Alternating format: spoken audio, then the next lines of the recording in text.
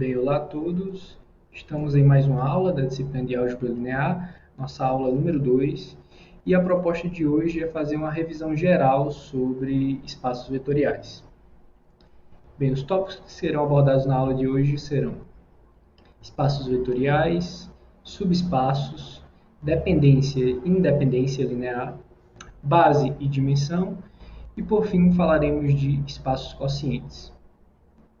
Vamos começar com espaços vetoriais. Vamos começar da definição. Então, seja V um conjunto não vazio munido de duas operações, uma operação binária, ou seja, que vai de V em V e chega em V, e uma operação que vai de K, cartesiano V, e chega em V. Essa primeira geralmente é conhecida como adição de vetores e essa segunda como multiplicação por escalar. Então, seja V um conjunto não vazio munido com essas duas operações. Então, dizemos que a terna V, com essa adição e essa multiplicação por escalar, é um espaço vetorial sobre K, ou um K espaço vetorial, se valem as seguintes condições. Primeira, V unido com essa adição é um grupo abeliano. Segunda condição, vale a associatividade da multiplicação por escalar. Terceira condição, vale a distributividade da multiplicação por escalar, tanto à esquerda, aliás, tanto à direita quanto à esquerda, só frisando que na condição 3, essa adição aqui é a adição de elementos no corpo, e na condição 4, essa adição aqui é a adição dada aqui em cima em V. E a nossa última condição para um conjunto, para uma terna desse tipo C, um espaço vetorial, é que o escalar 1 multiplicado por qualquer vetor dá esse próprio vetor. Ou seja, 1 vezes V é igual a V, seja qual for o V que você tomar no seu conjunto. Então, essas são as condições para ser um espaço vetorial. Tá? Lembrando que esse K aqui, nós convencionamos na nossa aula passada, que ele sempre vai denotar um corpo. Tá? Então, para a gente poder falar de um espaço vetorial, a gente precisa de um corpo. E essas duas notações aqui, espaço vetorial sobre K e K espaço vetorial, são a mesma coisa e nós iremos utilizar ambas no curso. Algumas observações sobre essa definição.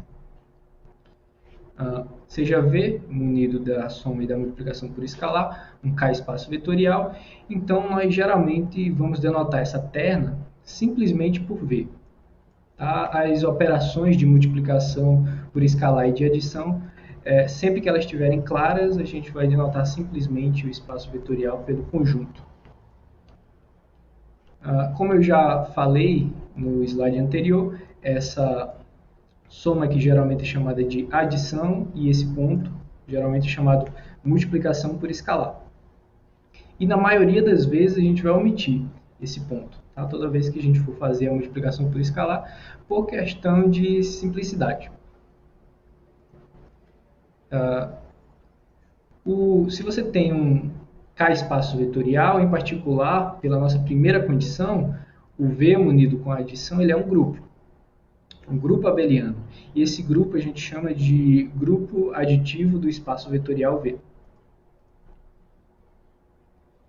Para os elementos de V, a gente vai chamar qualquer elemento de um espaço vetorial, nós vamos chamar a partir de agora de vetor. Tá? Então essa é uma ideia mais abstrata do que do curso de geometria analítica. A ideia de vetor para a gente é simplesmente um elemento de um espaço vetorial. Sendo V um grupo, então ele possui um elemento neutro para adição. Para a operação, que no caso, a operação dele é a adição. Esse elemento neutro, a gente vai denotar ele dessa forma aqui, 0 subíndice V, e ele vai ser chamado de vetor nulo. Sendo um elemento neutro para adição, obviamente vale isso aqui para todo o elemento de V. Mais duas observações. decorrente do fato do V ser um grupo com adição, então todo elemento dele possui um inverso aditivo. Tá? Que a gente vai notar dessa forma, dado U, a gente tem o menos U. Quando você soma com U à esquerda e à direita, sempre vai dar o elemento neutro, que no caso é o vetor nulo. Uma condição também, uma consequência do fato da gente ter um grupo, é que se você pegar o oposto duas vezes, o oposto do U, o oposto do oposto do U, então você vai ter o U novamente. E uma última observação aqui, que em um espaço vetorial nós temos duas operações, que é a adição de vetores e a multiplicação por escalar. Dentro dele, nós também podemos definir uma outra operação, que é a subtração. Então, dados U e V, no espaço V, nós podemos definir a subtração da seguinte forma. U menos V nada mais é do que U mais o oposto aditivo do V, ou seja, o menos V. Então, dessa maneira, a gente tem mais uma operação ligada a um espaço vetorial. Propriedades básicas de um espaço. Tá? Dado, seja V um K-espaço vetorial, U, V e W elementos desse espaço, ou seja, vetores, lambda e lambda1 escalares, ou seja, elementos do corpo K. Então, valem as seguintes propriedades. Primeira delas, se você pegar o escalar 0, multiplicar por qualquer vetor, vai dar o vetor nulo. Se você pegar qualquer escalar e multiplicar pelo vetor nulo, você ainda vai ter o vetor nulo. Propriedade 2. Se você tem menos lambda vezes U, você pode pegar esse menos e tirar do parêntese, no seguinte sentido. Menos lambda vezes U é igual a menos lambda U. Em particular, se você tomar lambda como sendo a unidade do corpo, então você vai ter que menos 1 vezes U é igual a menos U. Uma propriedade similar, essa propriedade 3 aqui, se o menos estiver no U, ou seja, lambda vezes menos U é igual a menos o lambda U. Propriedade 4 e a propriedade 5 nada mais é do que a distributividade da multiplicação por escalar com respeito à subtração. Tá? Do mesmo jeito que a gente tinha lá para a adição, a gente tem aqui para subtração, porque a subtração nada mais é do que uma adição. Então, usando essas condições para adição, a gente obtém facilmente, diretamente, essas duas propriedades. Tá? A distributividade com respeito à subtração do corpo e a distributividade com respeito à subtração no espaço. A propriedade 6. Se lambda vezes U é igual ao vetor nulo, certo? Lembrando que lambda é um escalar e U é um vetor, então, o lambda é o escalar nulo, ou U é o vetor nulo. Propriedade 7. Se o lambda for não nulo, for diferente de zero, e lambda vezes U é igual a lambda vezes V, então a propriedade 7 diz para a gente que você pode cortar, vamos dizer assim, a lei do cancelamento. Você pode cortar o lambda aqui e aí você vai ter U igual a V. Nossa oitava propriedade, ela diz o seguinte, ó, se o U for um vetor não nulo e você tiver lambda U igual a lambda 1 vezes U, então, mais uma vez aqui, entre aspas, você pode cortar o U e aí você vai ter lambda igual a lambda 1 aqui. Então, isso aqui são operações bem básicas, tá? Que você pode realizar dentro de um espaço vetorial. Se o lambda, se o escalar for não nulo, então vale o seguinte, ó, U é igual a lambda V, se somente se lambda elevado a menos 1 vezes V vezes U é igual ao V. Ou seja, você pode pegar esse lambda aqui e passar para o outro lado, com o seu inverso. Propriedade 9 é uma propriedade do cancelamento para adição. Tá? Se você tem U mais V igual a U mais W, então você pode cortar o U dos dois lados e você vai ter que V é igual a W. Tá? Isso aqui segue do fato de que Um espaço vetorial, em particular, é um grupo com a adição. Propriedade 11, se K, se o corpo que a gente está trabalhando ele é infinito e o espaço vetorial é não nulo, então o seu espaço vetorial ele é infinito.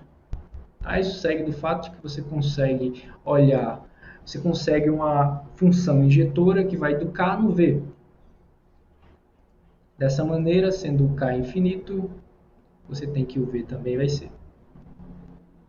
E a nossa propriedade 12, para fechar essa lista de propriedades, se a característica do corpo for prima, então prima é igual a P, então P vezes qualquer vetor do seu espaço vetorial vai ser igual ao vetor nulo. Então essas 12 propriedades são propriedades fáceis de ser verificadas, tá? São consequências quase que imediatas da própria definição de espaço vetorial. Agora vamos ver aqui alguns exemplos de espaços vetoriais. Tá? Vamos focar aqui em 4 exemplos que são os principais para todo o nosso curso. O primeiro deles é o Kn, tá? Onde n é um inteiro maior ou igual que 1, que é definido como sendo essas enuplas, onde cada coordenada aqui pertence ao K. Considere esse conjunto munido das seguintes operações: a adição e multiplicação por escalar. A adição você define coordenada a coordenada, ou seja, a soma dessa enupla com essa enupla vai ser a enupla resultante com cada uma das suas entradas, sendo a soma das entradas das outras duas.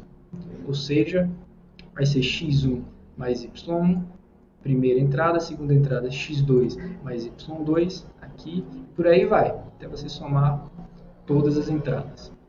E a multiplicação por escalar, você pega o lambda vezes uma enupla, você pega esse lambda e multiplica todas as coordenadas dessa enupla.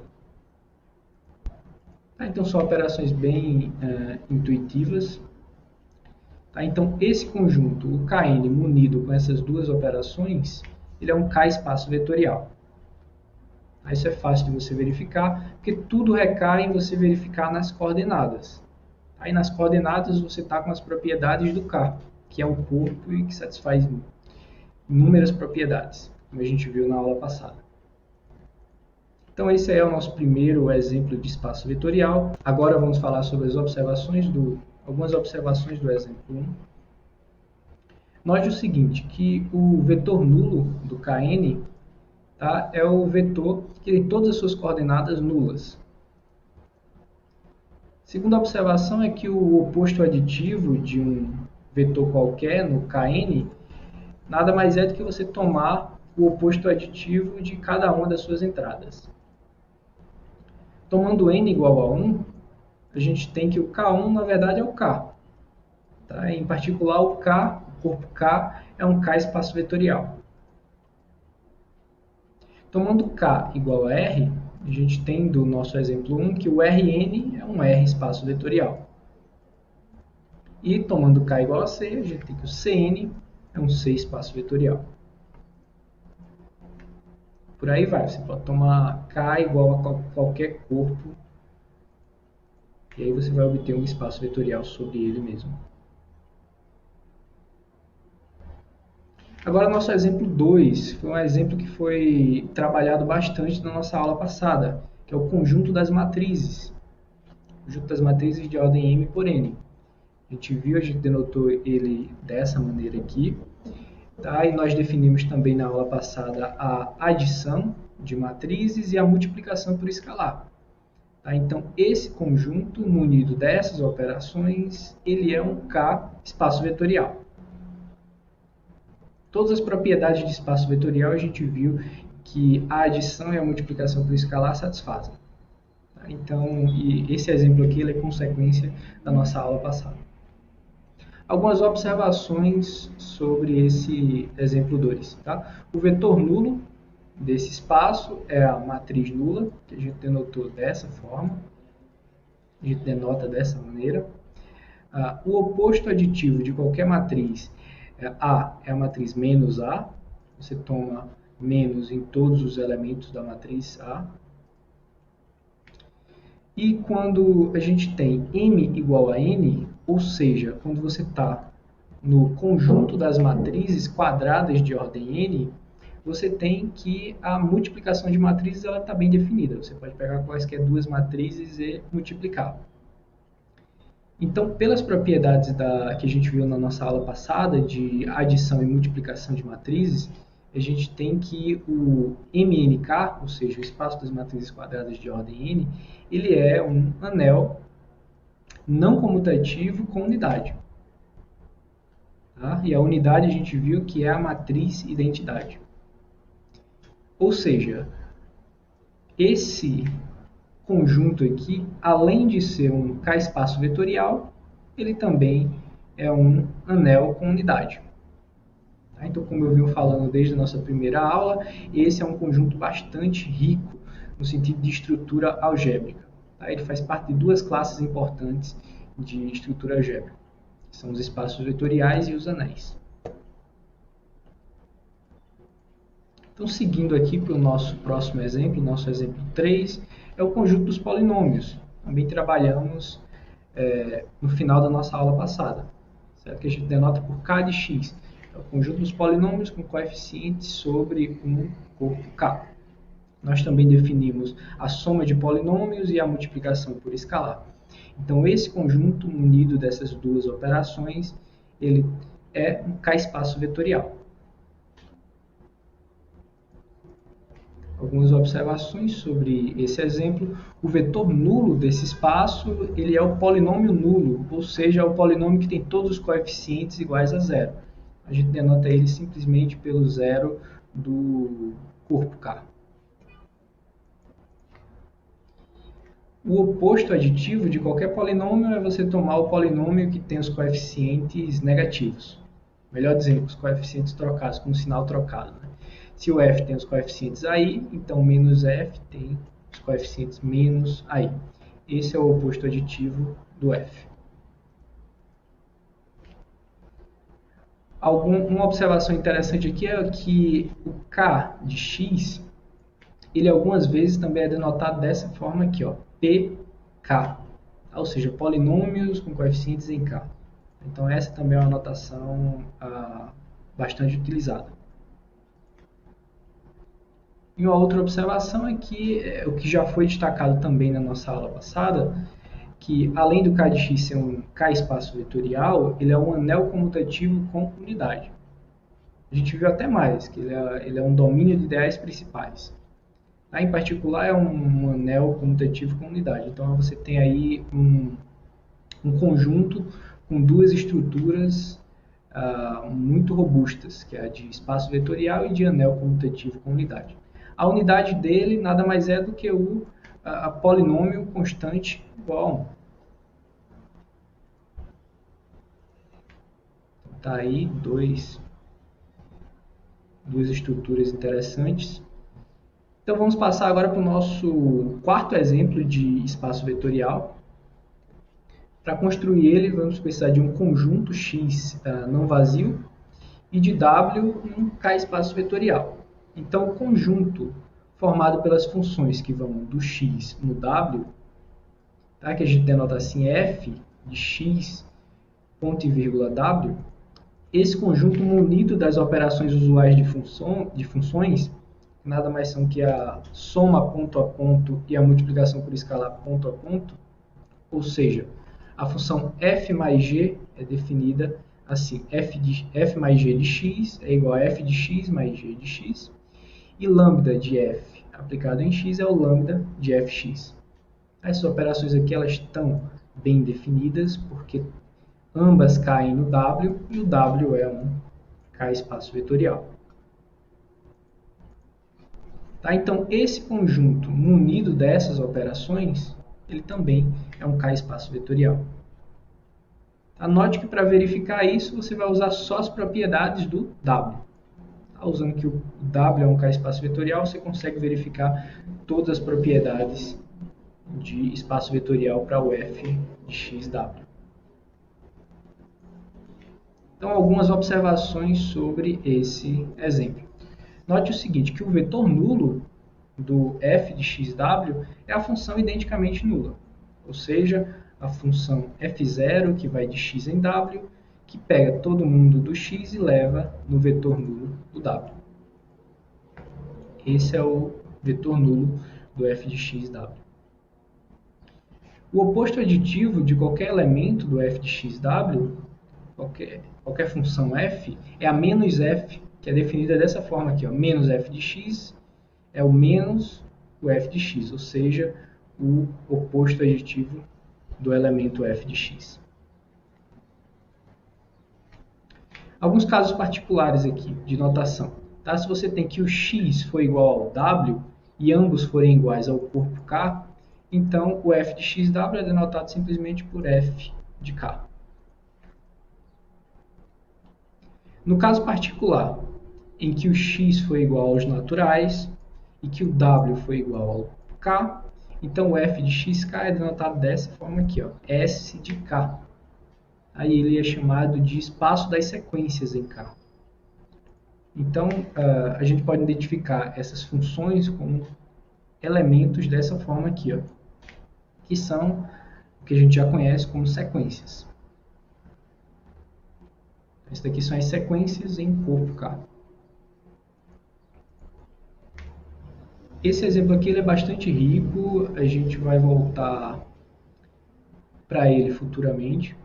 Na aula de hoje nós vamos ver ainda alguns subespaços, mas futuramente, quando trabalharmos com transformações entre espaços vetoriais, nós vamos ver que, na verdade, nós vamos trabalhar dentro desse espaço aqui. Vamos trabalhar num subespaço dentro dele.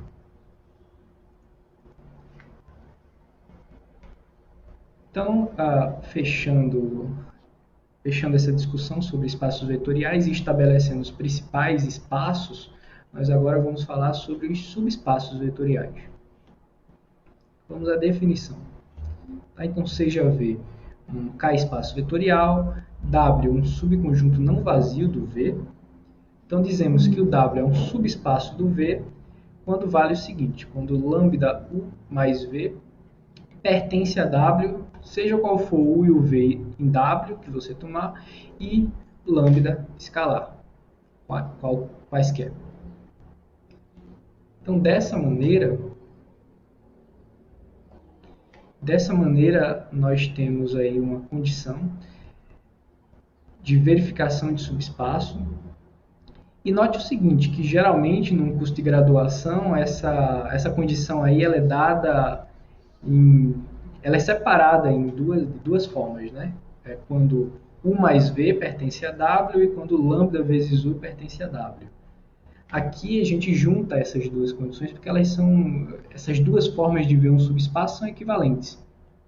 Tá? Então essa maneira aqui, ela junta essas duas condições em uma só. Tá? Então, ou seja, para você verificar que é um subespaço, em vez de você verificar aquelas três condições, que ele é não vazio, que a soma é fechada e que a multiplicação por escalar é fechada, dentro do W, você diminui para duas condições. Certo? Quais são elas? Verificar que é não vazio e verificar que satisfaz essa condição. Lambda vezes U mais V pertence a W. Seja qual for o U e o V que você toma em W e o lambda escalar. Algumas observações sobre subespaços. Se W é um subespaço do V, então o vetor nulo do V ele sempre pertence ao W. Tá? E o oposto aditivo do V ele sempre está no W, desde que o V esteja no W. Tá? Isso é consequência imediata dessa condição aqui. Condição 2, como nós mencionamos, assim como ocorre para subcorpo, como a gente viu na aula passada, assim como ocorre para subgrupo, subanel, um subespaço ele é, na verdade, um espaço vetorial, com as operações induzidas do espaço maior, no caso aí do V. Então, a gente tem o seguinte, nessa observação 2, um subconjunto não vazio W é um subespaço de V, ou seja, satisfaz essa condição, somente se ele é um K-espaço vetorial, com as operações induzidas por V. Então, toda vez que você tem um subespaço, na verdade você tem um novo espaço vetorial. Assim como é de se esperar de uma subestrutura. Nossos primeiros exemplos de subespaços são os subespaços triviais.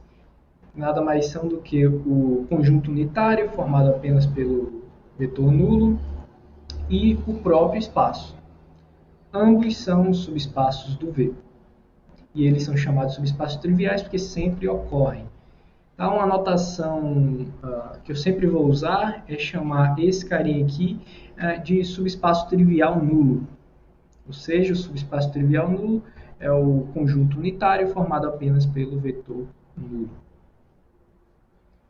Agora vamos ver exemplos não triviais de subespaços. Seguindo a nossa contagem, o exemplo 5, ele diz o seguinte, ó, dados Mn naturais e AJ pertencentes a K, ou seja, M vezes N escalares pertencentes a K, o conjunto formado pelas enuplas, tais que, pelas enuplas x1, xn, tais que o somatório de AJ, xj, com j variando de 1 a n é igual a 0, isso com i variando de 1 a m, tá? O conjunto formado por essas enuplas que satisfazem essa propriedade, ele é um subespaço do Kn. Obviamente ele é um subconjunto, ele é não nulo e é fácil você verificar que ele satisfaz a condição de subespaço. Melhor dizendo, ele é não vazio e facilmente você consegue verificar a condição de subespaço. Se você prestar atenção aqui, você vai notar que esse subespaço nada mais é do que o conjunto das soluções de um sistema linear. Tá? Então, ele é representado dessa maneira aqui. E esse subespaço aqui ele é um dos que aparece com mais frequência quando você está estudando no curso básico, no curso da graduação de álgebra linear. Apenas com uma equação, duas equações, ele aparece com bastante frequência. Esse aqui, no caso, é o caso geral, que engloba todos esses casos particulares. Vamos ver aqui mais exemplos. Tá? Então, seja W1 formado pelo o conjunto das matrizes simétricas. Lembra, as matrizes simétricas, a gente viu na aula passada, que podem ser caracterizadas dessa forma. São as matrizes quadradas, tal que a sua transposta é igual a ela mesma. E o W2, o conjunto das matrizes antissimétricas, ou seja, as matrizes quadradas, cuja transposta é menos ela. Então, tanto o W1 quanto o W2 são subespaços do MNK. Tá? Então, você tem aí que o conjunto das matrizes simétricas e o conjunto das matrizes antissimétricas são subespaços. Também é de fácil verificação isso aí. Exemplo 7. Tá? Seja M um inteiro não negativo, o conjunto dos polinômios com coeficientes em K de grau menor ou igual que M, tá? E aqui incluindo zero também, ele pode ser escrito explicitamente dessa forma aqui. São os polinômios com essa soma aqui sempre chegando no máximo até M, esse M aqui. Tá? Os coeficientes estão em K. Então, os polinômios de grau no máximo m são denotados dessa forma, e o conjunto deles a gente denota assim, Pm, P, subíndice m de k. Obviamente, esse conjunto ele é não vazio. Se você pegar dois polinômios de grau no máximo m, quando você soma ou faz uma multiplicação por escalar, o grau não vai ser maior do que m, então você tem aí um subespaço vetorial do k de x.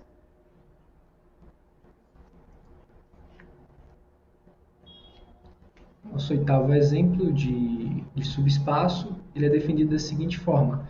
Pega a e b reais com a menor que b, então o conjunto formado pelas funções que vão do intervalo AB em R, que são contínuas, ele é denotado dessa forma aqui, é um subespaço vetorial do f de AB em R, ou seja, do espaço das funções de AB em R. Isso aqui segue imediatamente pela linearidade da continuidade. Você pega duas funções contínuas, soma, você tem uma função contínua. Você pega uma função contínua, multiplica por um escalar, você ainda tem uma função contínua.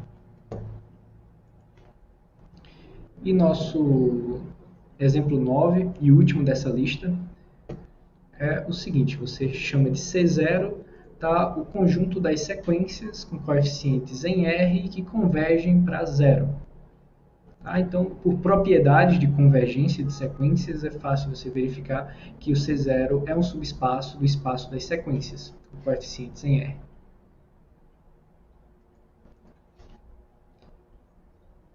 Então, agora, algumas observações aqui sobre subespaços.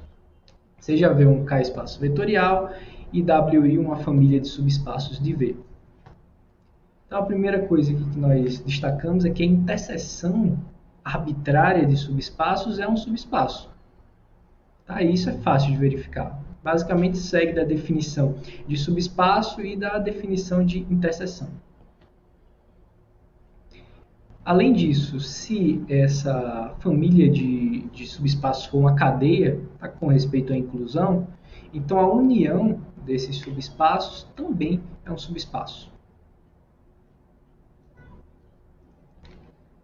Só que, em geral, isso aí não é verdade. Tá? Em geral, união de subespaços não é um subespaço. E a gente consegue ver isso facilmente com um contra-exemplo no R2. Você toma W1 como sendo os vetores x, y, no R2 tais que x igual a y, e o W2 igual a xy pertencente ao R2 tais que x é igual a menos y. Então, esses dois aqui são retas, né? Duas retas, e o que a gente nota aqui é o seguinte, que a união dessas duas retas não é um espaço vetorial, ou melhor dizendo, não é um subespaço do R2. Para notar isso, basta você ver que o 1,1 pertence ao W1, portanto pertence à união, e o 1,-1 pertence ao W2, portanto pertence à união, mas a soma desses vetores não está na união. Certo? A soma desses vetores dá o 2,0, tá? E o 2,0 não satisfaz nem a condição do W1, nem a condição do W2. Então, dessa maneira, a gente consegue ver facilmente que a união de subespaços não é, em geral, um subespaço. Como é que a gente faz, então, para contornar isso aí? Certo? Se a união arbitrária não é um subespaço, então agora a gente vai introduzir uma nova noção a partir de uma quantidade finita de subespaços, que é a noção de soma de subespaços. Como é que a gente faz isso? Então, você já vê um K-espaço vetorial, W1, Wn subespaços de V, o conjunto denotado dessa forma, W1 mais W2 até mais Wn, nada mais é que o conjunto formado por somas de elementos dos WI. Certo? Ou seja, um elemento típico desse conjunto é um elemento dessa forma aqui. W1 mais W2 mais Wn, onde cada WI desse aqui pertence ao subespaço WI. Tá? É fácil verificar que esse conjunto, na verdade, é um subespaço do V, e ele é chamado soma do W1 até o Wn. Se além disso, você tem essa soma aqui, e além disso, para cada i variando de 1 a n, você tem que o WI interseção com a soma dos demais, isso aqui resulta no subespaço trivial nulo, certo? Para cada i que você tomar aqui, então essa soma W1 até Wn, ela é chamada de soma direta do W1 até o Wn. E é denotada dessa forma aqui, ó, com essas somas arredondadas. Tá, então, dois comentários aqui. Tá, essa soma direta, essa noção de soma direta, ela vai ser melhor trabalhada em aulas futuras.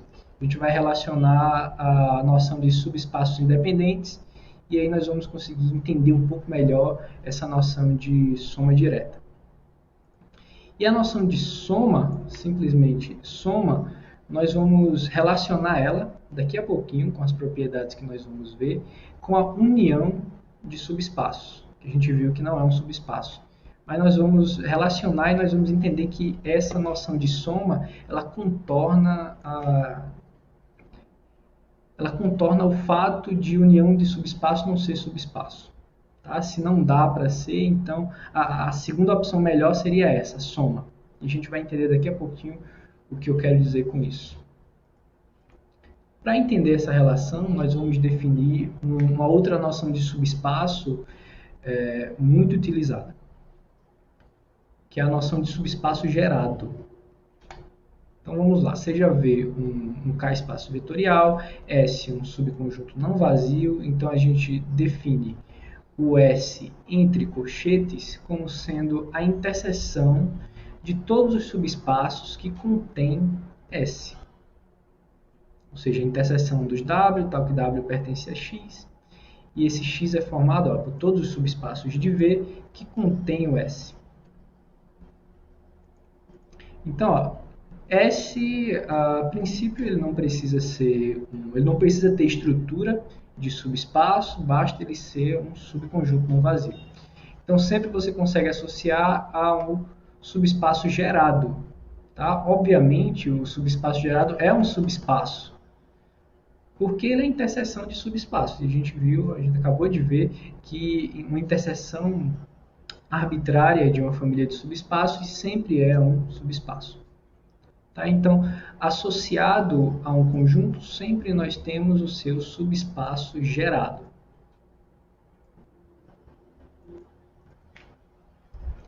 Algumas observações com respeito a esse conceito. Se o conjunto S for um conjunto finito, então gerado por S a gente denota simplesmente dessa forma aqui. Certo? A gente coloca o V1 até o Vn entre colchetes. Note que não tem confusão, não dá para você confundir isso aqui com uma matriz por causa das vírgulas.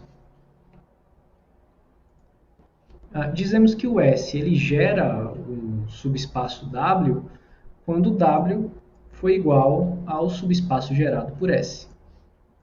Noção de subespaço gerado, muito importante, e vamos voltar a falar dela novamente quando a gente falar de base, ainda na aula de hoje. E um subespaço W ele é dito finitamente gerado quando ele for gerado por uma quantidade finita de elementos, ou seja, quando existem V1 até Vn pertencentes ao espaço V, tais que o W coincide com o subespaço gerado pelo V1, Vn.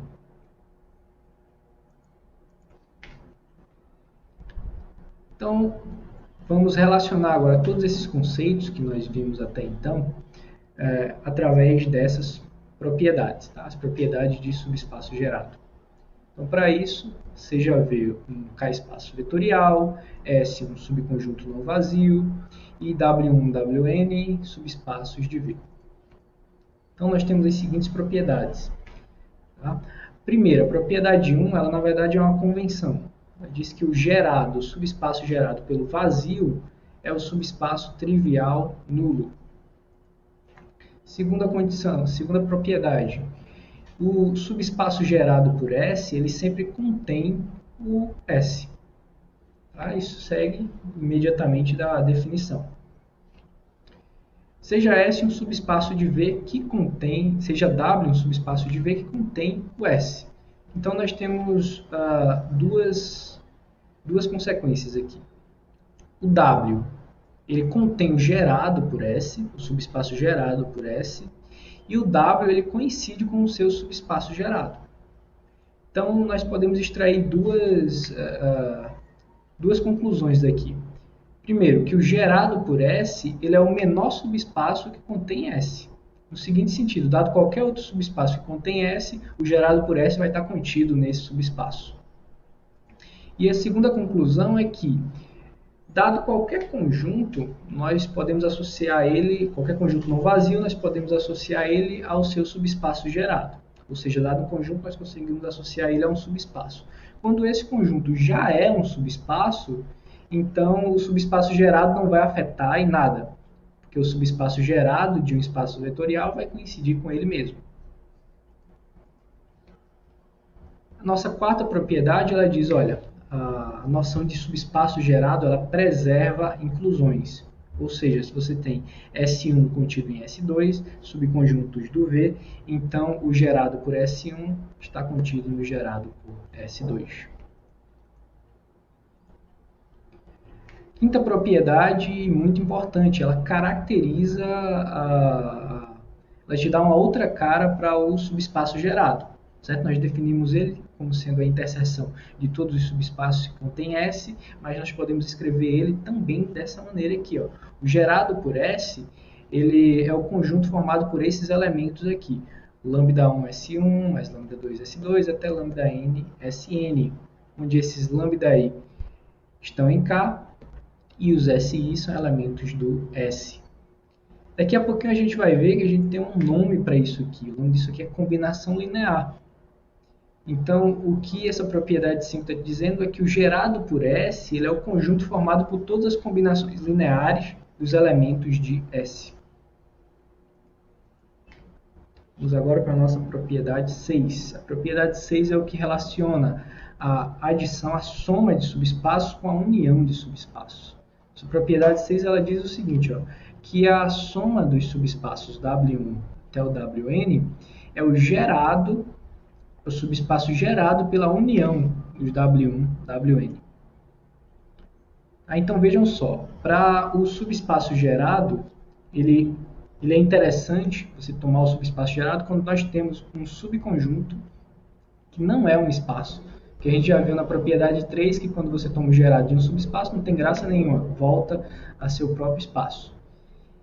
Só que a gente viu que a união de subespaços nem sempre é um subespaço.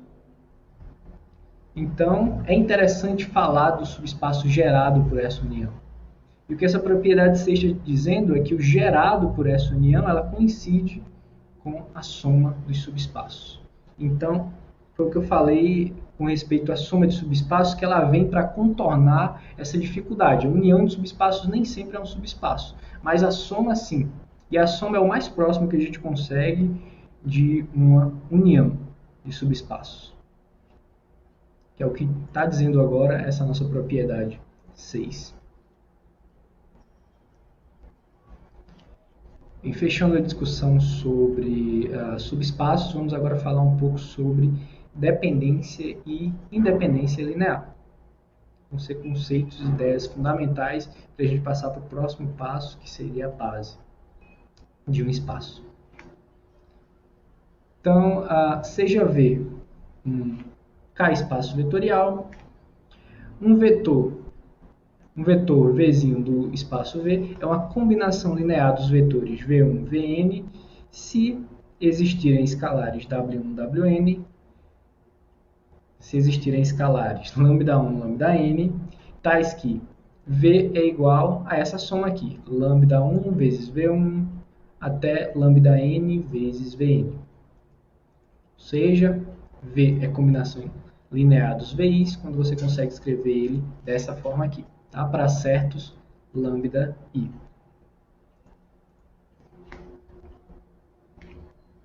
Em outras palavras, como a gente viu, isso significa, pela propriedade 5, acho que é a propriedade 5, vou botar aqui, nossa propriedade 5, isso aqui diz então que o V é combinação linear dos V1, Vn, se o V pertence ao subespaço gerado pelos V1, Vn.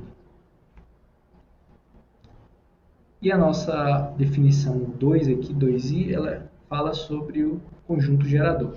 Tá? Seja S um subconjunto do espaço V, dizemos que S é um conjunto gerador de V, ou que S gera V, quando todo elemento do V for uma combinação linear de uma quantidade finita de elementos de S. Ou seja, usando as nossas notações, quando V for gerado por S. Nós já mencionamos essa noção de conjunto gerador. Aqui eu estou retomando ela, tá? Porque ela vai ser importante futuramente. Futuramente, tipo, daqui a alguns minutos. Então vamos lá. A gente já tem a noção de combinação linear, a noção de conjunto gerador. Agora nós vamos falar outra noção importantíssima para a álgebra linear em geral, certo? Que é a noção de vetores linearmente independentes, ou LI e LD. Então, sejam V1, Vn, vetores em um espaço vetorial V.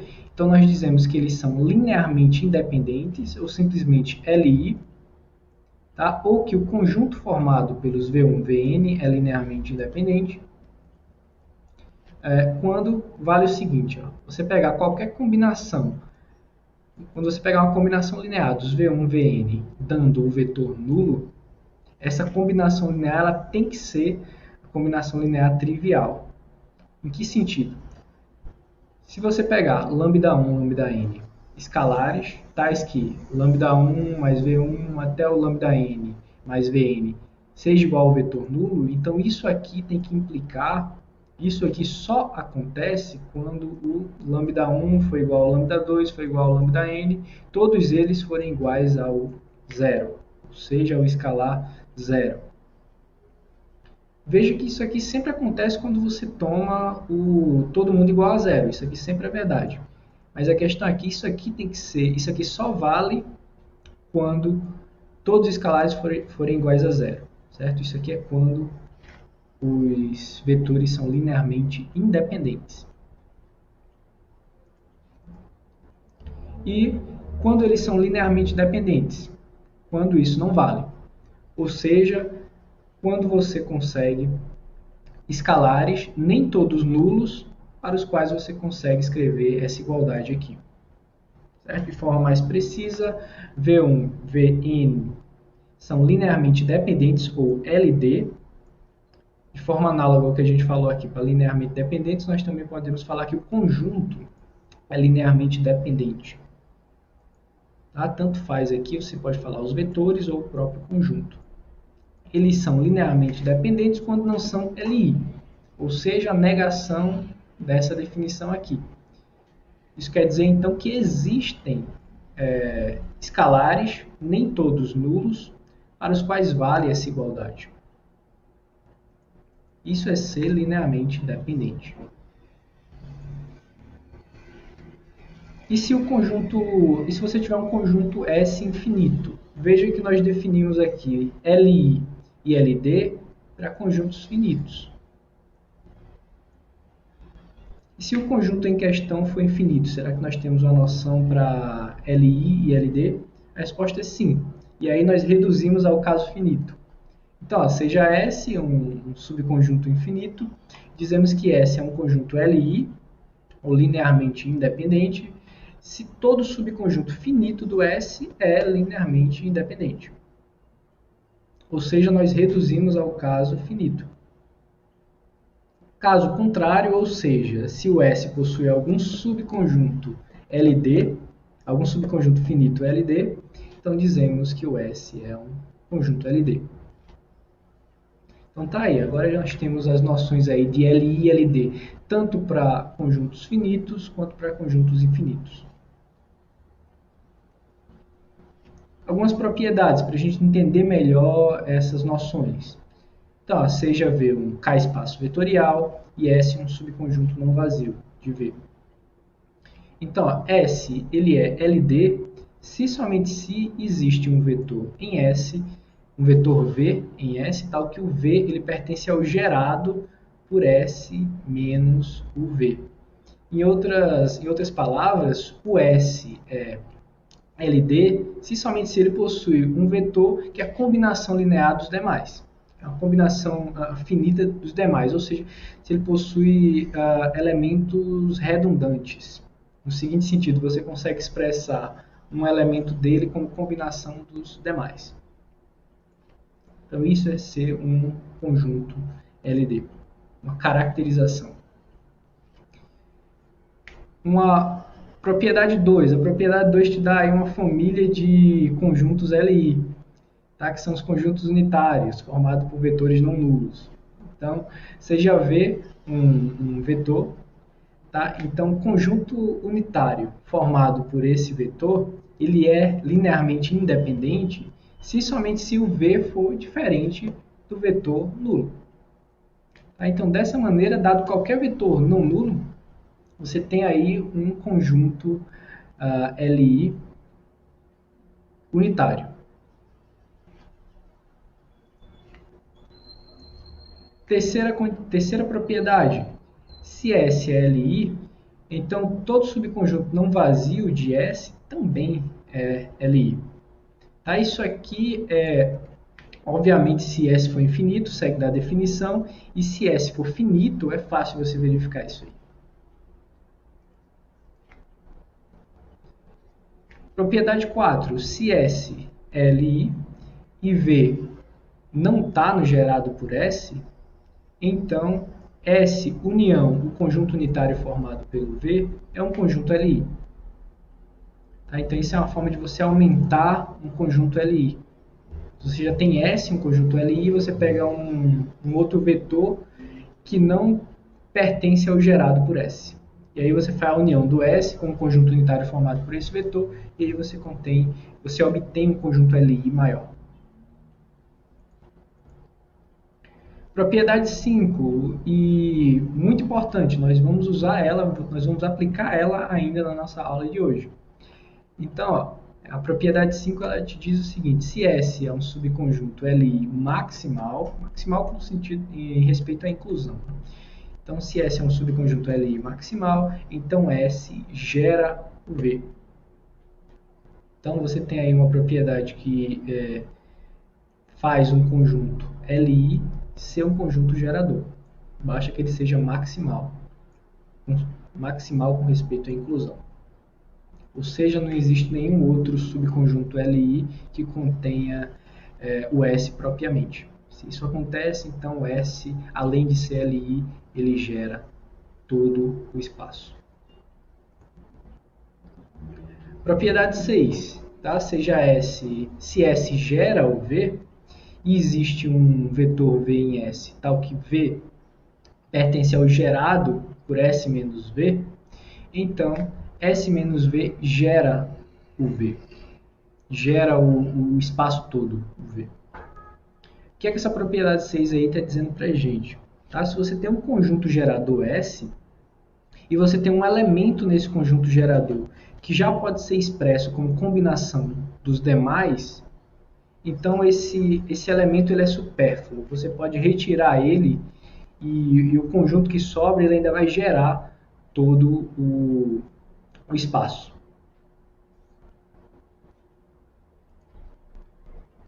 Como consequência dessa propriedade 6, a gente tem que, se S é um conjunto gerador minimal, então S tem que ser LI.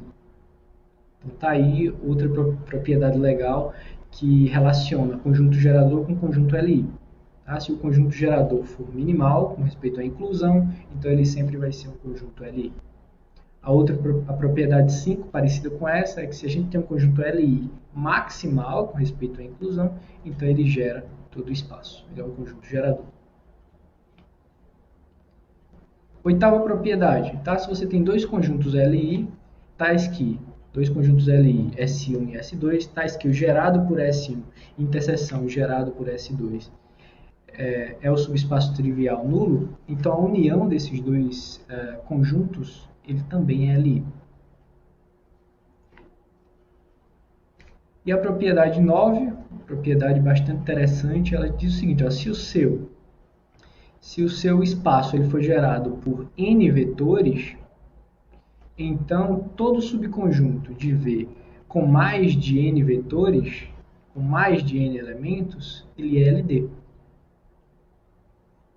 Tá? Então essa é uma informação importante. Se você souber uma quantidade de geradores para o seu espaço, então você tem aí essa propriedade 9 que ela te diz facilmente, ela te dá, na verdade, uma família de exemplos de subconjuntos LD. Basta você tomar um subconjunto que tenha mais elementos do que a quantidade de geradores do V.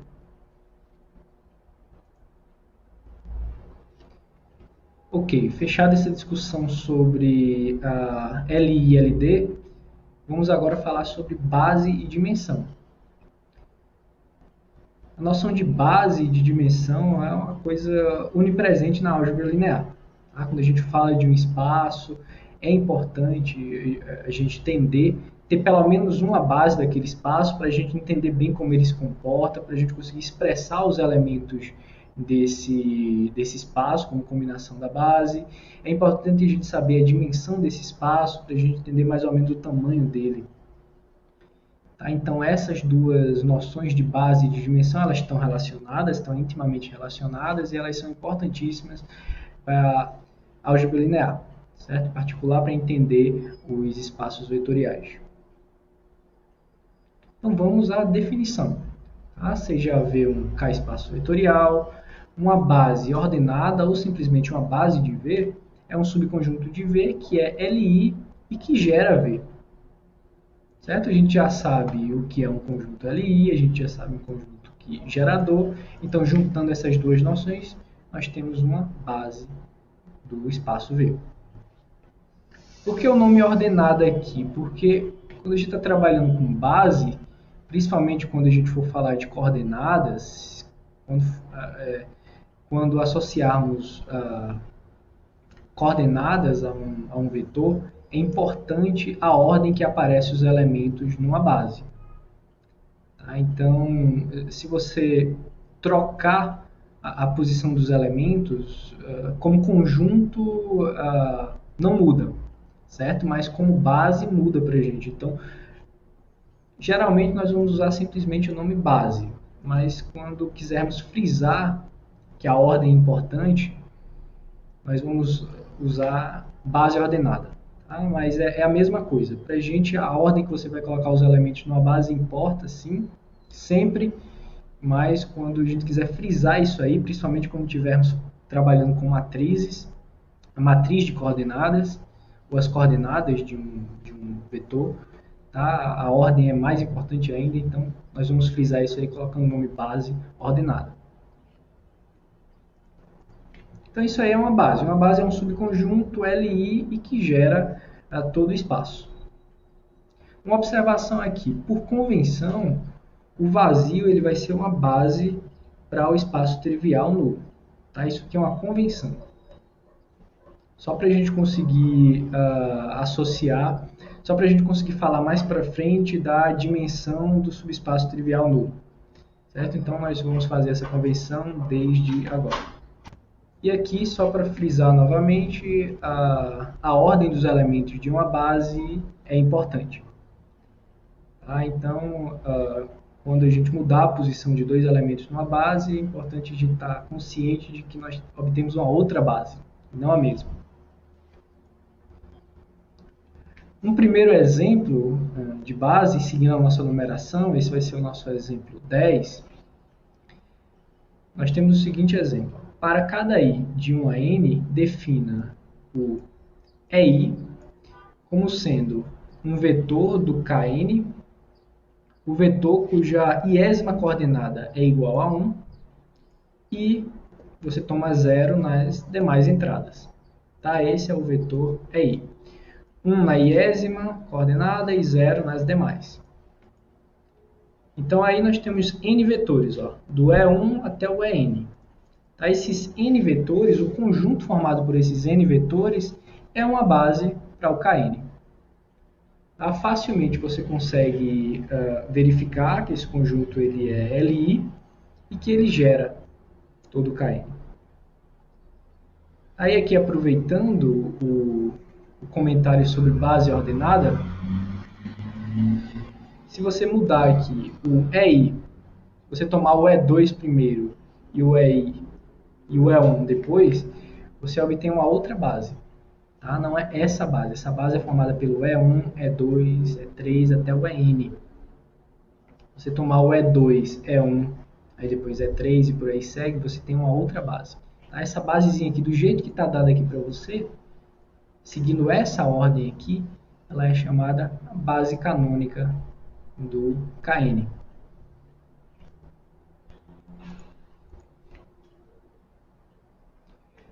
Exemplo 11, tá? Uma base do espaço das matrizes.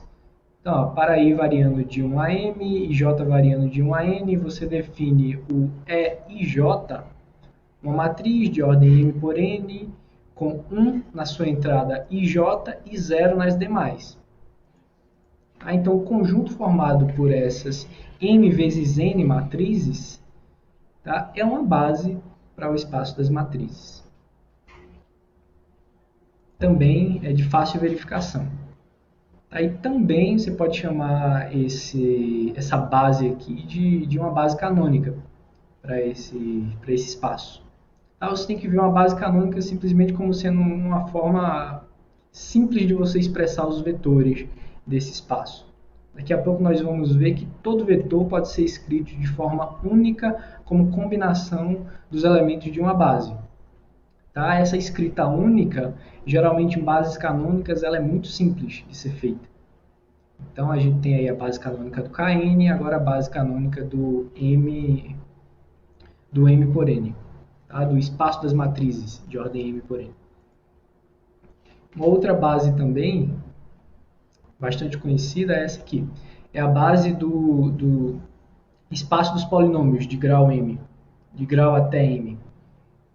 É o conjunto formado pelo 1, x ao quadrado até x elevado a m.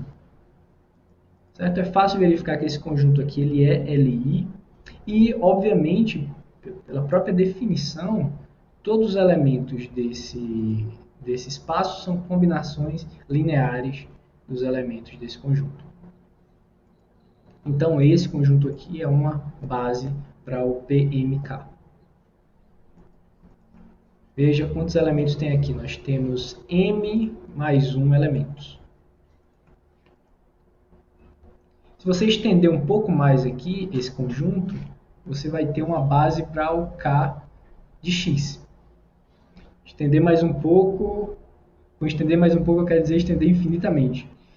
Você tem aqui o conjunto formado pelo 1, pelo x ao quadrado, x ao cubo, x elevado a m, por aí vai.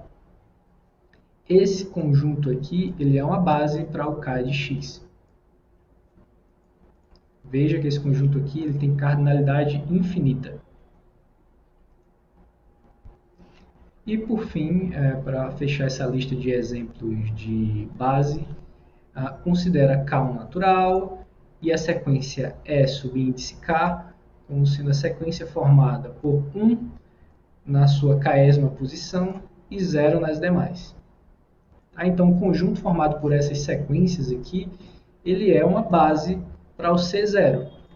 Lembrando que o C0 é o conjunto das sequências com coeficientes reais que converge para zero. Então, novamente, a gente tem um outro conjunto aqui de cardinalidade infinita.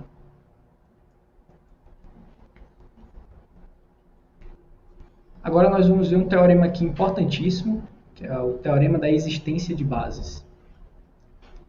Então, seja V um K-espaço vetorial não nulo e S um subconjunto não vazio de V. Então, se S é Li, então S está contido em alguma base de V. E o nosso segundo item diz que se S gera V, então S contém alguma base de V. Bem, esse teorema aqui ele é muito interessante, primeiro porque ele tem uma consequência imediata, que é que todo espaço vetorial possui uma base. A segunda é que ele te dá um meio de você obter uma base, a partir de um conjunto Li. O que esse primeiro item aqui está dizendo é, olha, se você tem um conjunto Li, a partir dele você consegue construir uma base. Nesse caso aqui seria adicionando elementos. O que o segundo item diz aqui é que se você tem um conjunto gerador do V, então você também consegue uma base a partir desse conjunto gerador. Como? Retirando elementos. Então, pela importância desse resultado, é uma demonstração, a demonstração dele basicamente é uma aplicação do lema de desordem. Então vamos dar uma olhada nela. Demonstração do item I. Tá? Vamos focar no item I, porque o item 2I é bastante parecido, segue o mesmo raciocínio.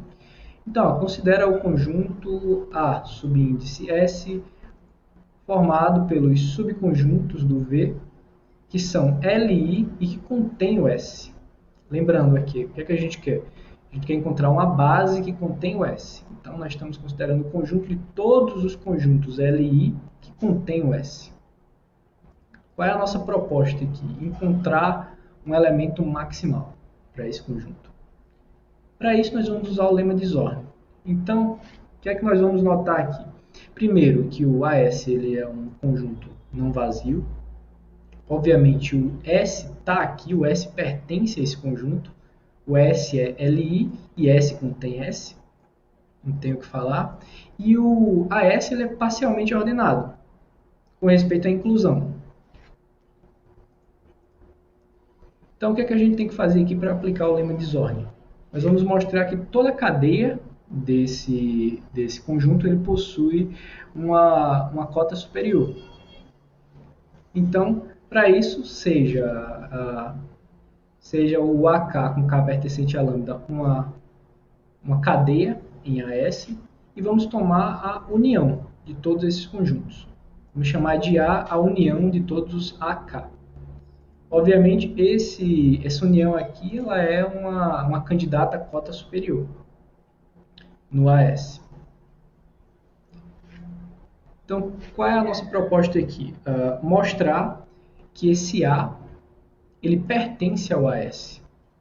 Obviamente, ele é maior ou igual a todo elemento da cadeia. Como ele é a união, ele contém qualquer AK. Então, ele é uma cota superior. Mas a questão é se ele é uma cota superior no AS. Nós temos que mostrar que ele pertence ao AS. Então ele tem que cumprir duas condições. O A ele tem que cumprir duas condições. Ele tem que conter o S e ele tem que ser LI. Obviamente ele contém o S. Porque cada um desses AK aqui, como está no AS, então ele contém o S. Cada AK desse aqui contém o S. Em particular, a união de todos os AK também vai conter o S. Então essa condição é automaticamente satisfeita. O que a gente tem que verificar aqui é essa condição, que a união desses caras aqui ainda é LI. A união dos AK ainda é um conjunto LI, do V. Então vamos usar a definição de LI.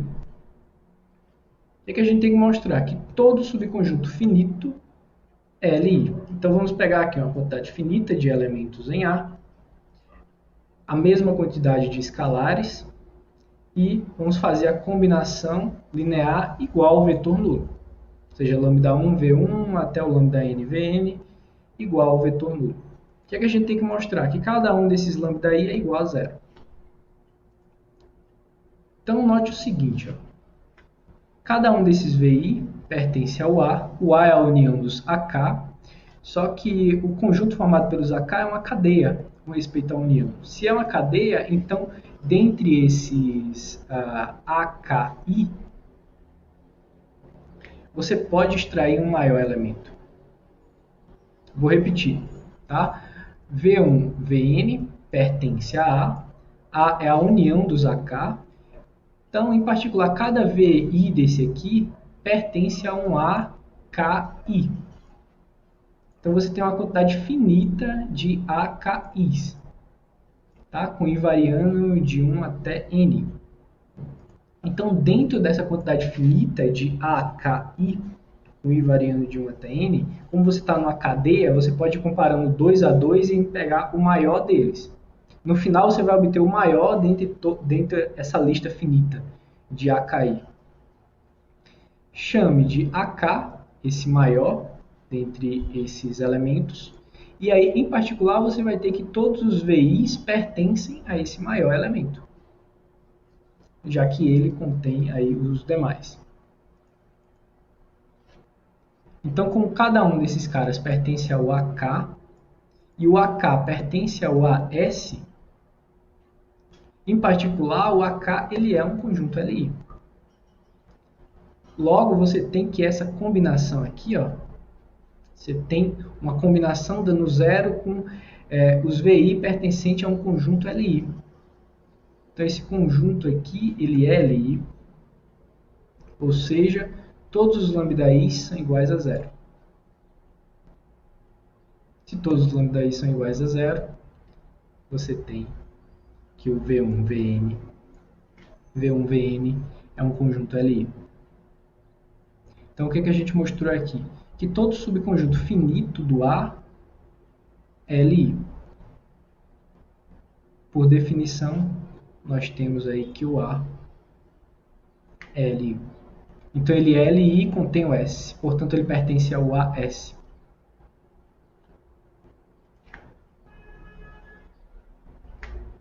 E, obviamente, ele é uma cota superior para essa cadeia. Então, satisfeitas as condições do lema de Zorn, aplicando o lema de Zorn aqui, nós temos beta, um elemento maximal do AS.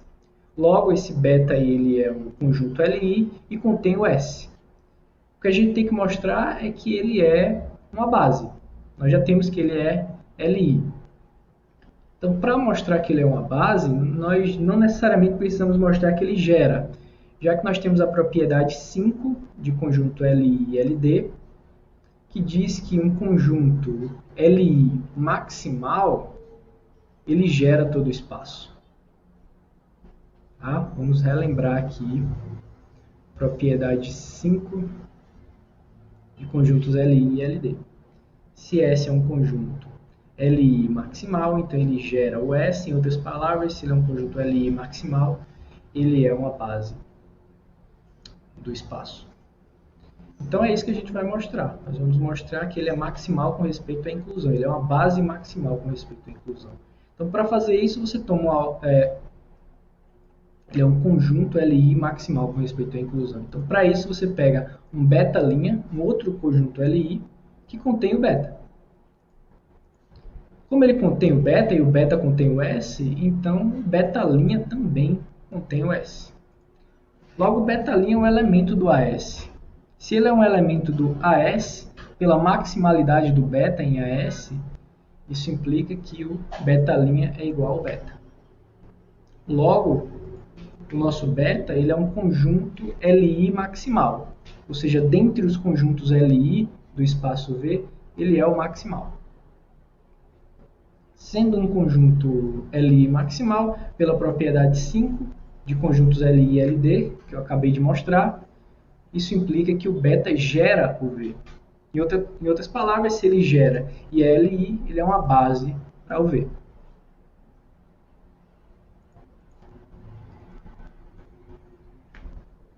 Segundo item. Segundo item, a gente teria que mostrar que, dado qualquer subconjunto que gera o V, ele contém uma base. Para fazer isso, basta a gente espelhar a demonstração do item I. Você considera um conjunto BS, formado pelos subconjuntos de V, que são LI e que estão contidos no S.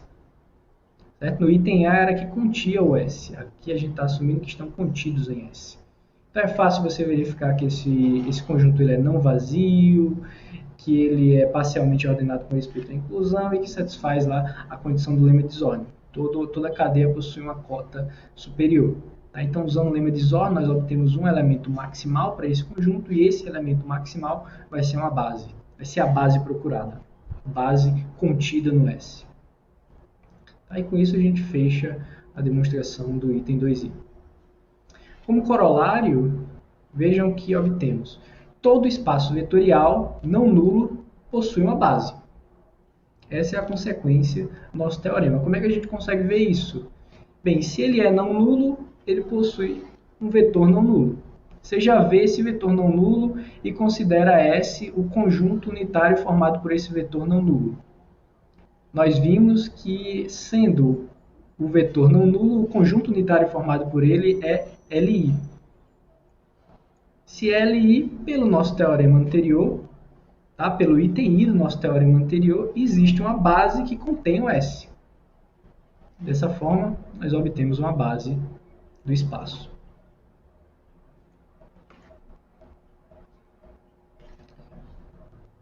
Agora, vamos fazer aqui uma observação para poder falar sobre dimensão.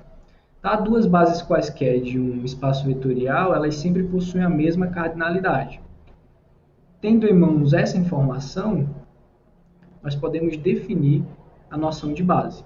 Então, seja V um K espaço vetorial, a dimensão de V, denotada dessa forma, dim K de V, ou simplesmente dim de V, é o número de elementos de uma base de V.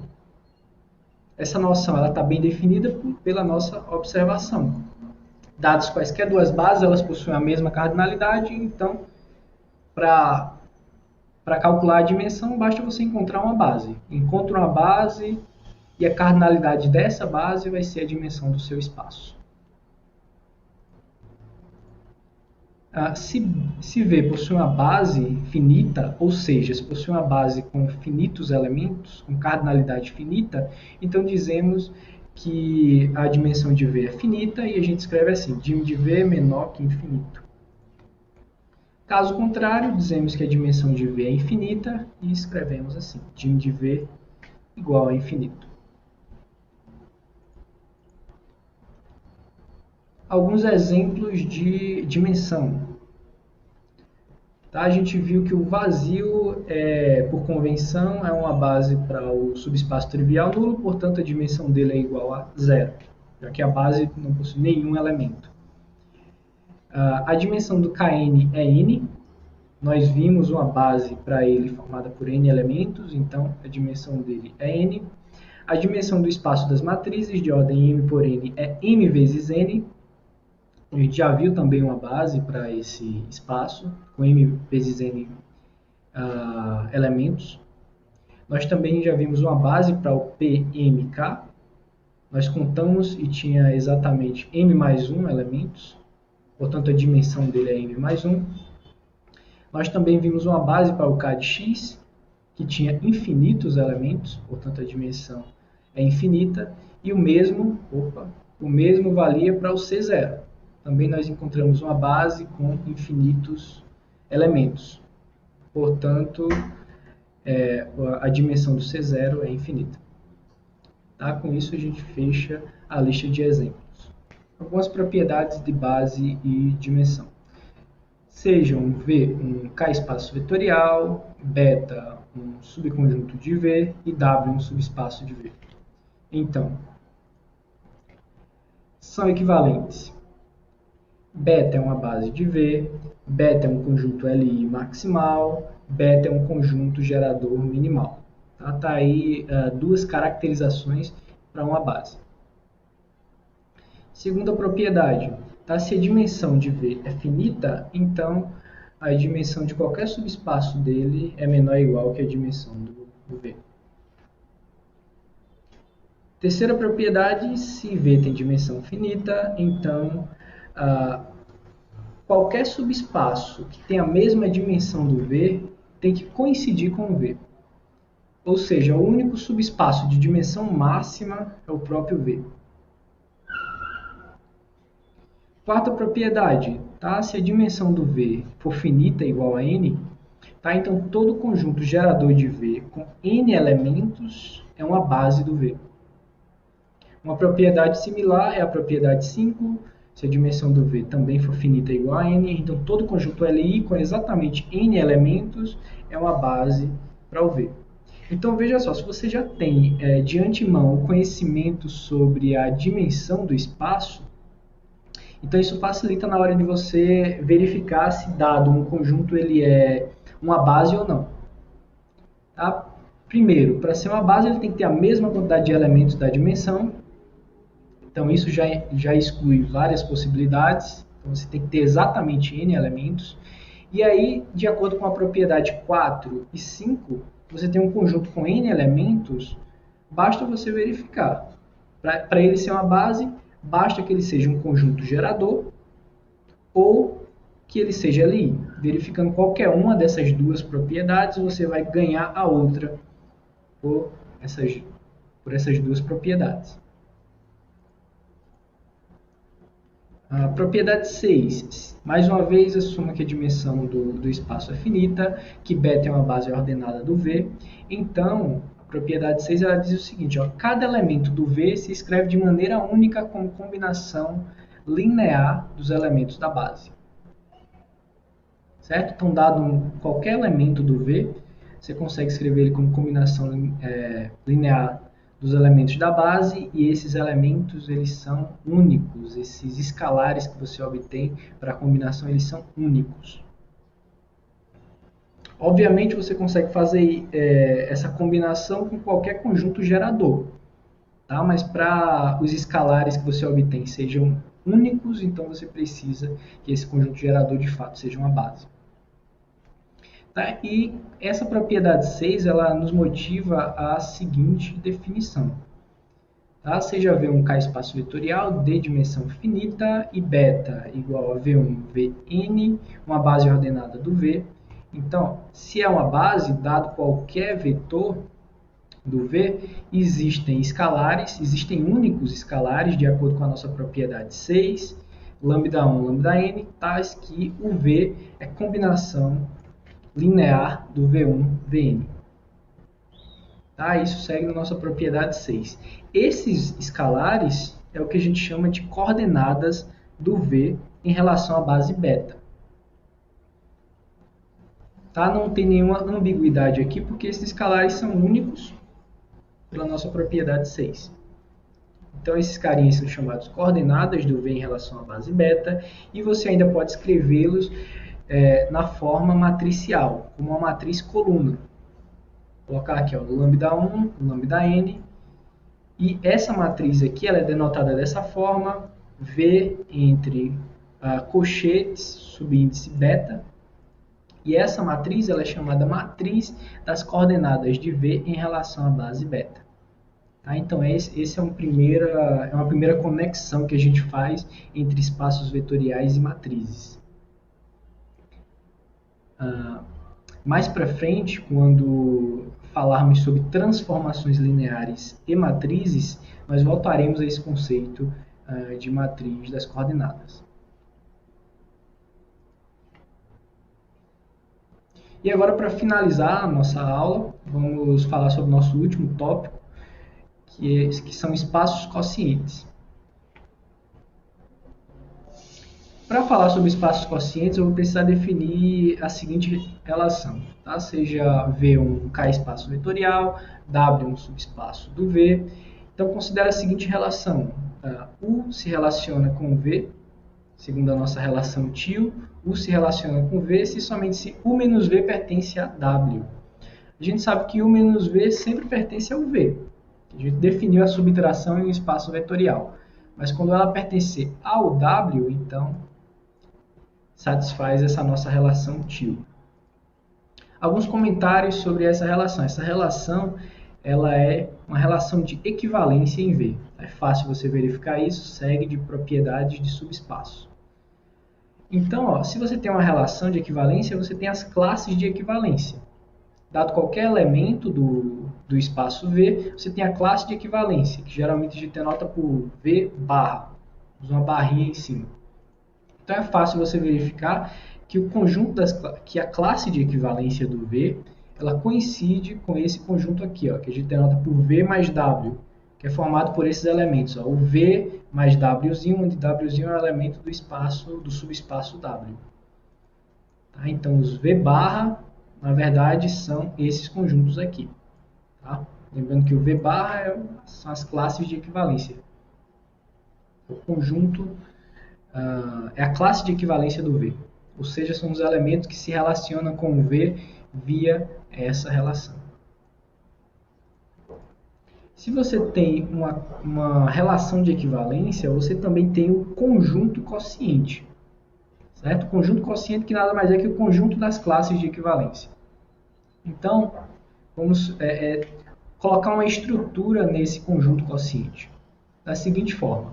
Seja V um K espaço vetorial, W um subespaço do V, considera o conjunto quociente, que a gente vai denotar dessa forma, V barra W, nada mais é que o conjunto das classes de equivalência.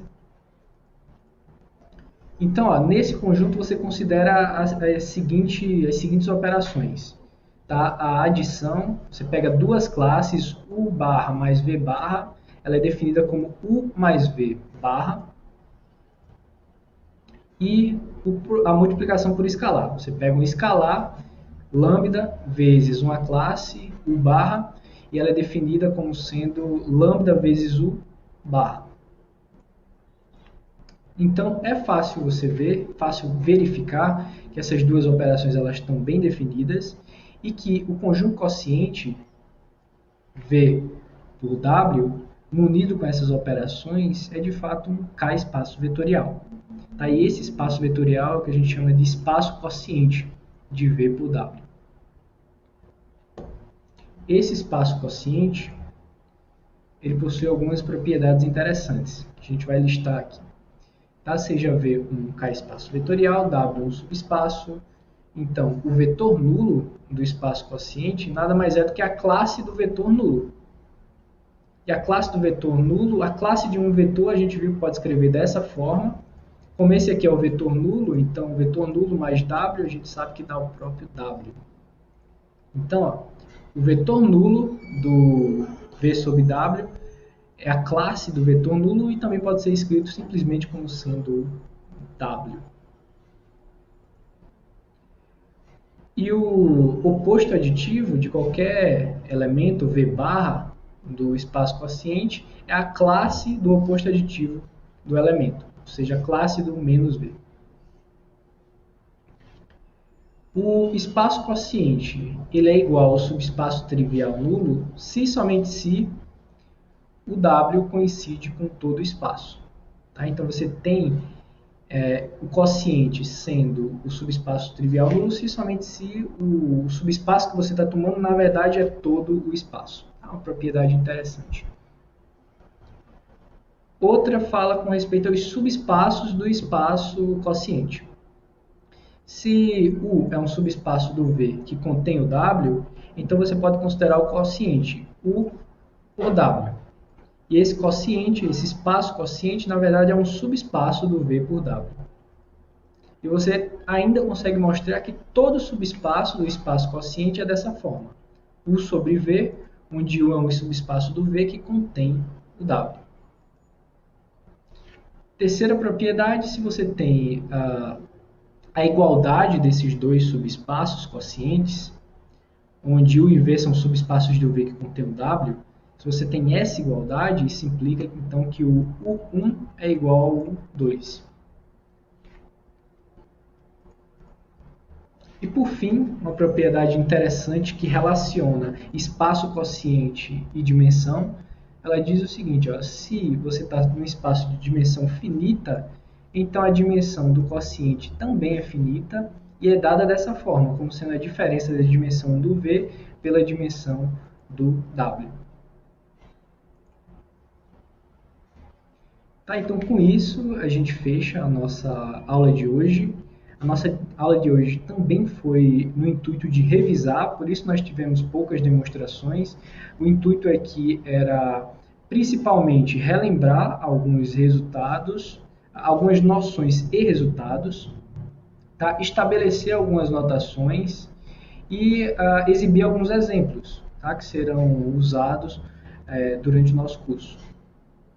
Tá? Na próxima aula nós começamos de fato falando sobre transformações lineares e lá sim nós vamos nos aprofundar mais, fazer mais demonstrações, porque o foco do curso é esse, entender bem como as noções se relacionam, como usar bem os argumentos. Então, na próxima aula nós vamos começar de fato a ementa do curso. Então é isso, pessoal. Valeu e até a próxima.